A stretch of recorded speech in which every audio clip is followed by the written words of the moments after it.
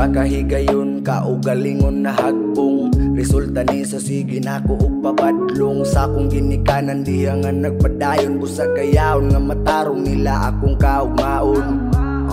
Karon anak pa ang responsibilidad. Puhon kita na say na ay responsibilidad. Di ko na ikabalibad nga usa ko sa hinungdan sa ako ilang ulo galabad.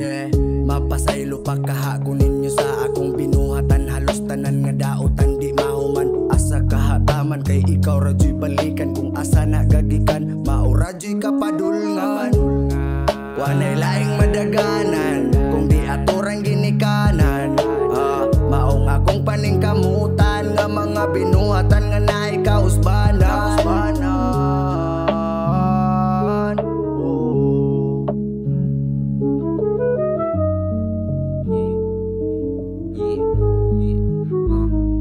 When nakasabot sa sitwasyon gusto na ko itip. Pangako ang huna-huna ay ako muslip. Upaon sa matakasan ako mga shit. Ginikanan rin na daganan dito ran ako gispit.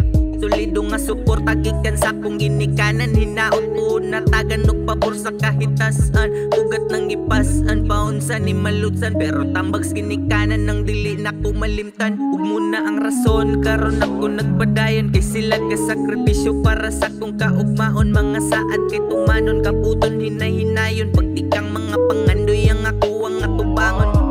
Sorry ma, wako kadili sa kalibutan. Inanim na yun siguro ni ang kalihugan. Gustong nga tagasan ng realidad. Iduot ang kaugalingon sa kapasidad. Ug basihan po nato dere ang kapabilidad. Mura gyapon permanente ang ato ang paglupad. Mapanga ug maanad kadalihok kay isagad. Pagpadayon sa pagpakita sa imong abilidad. Sa mga dautan gusto na namo mulaylo.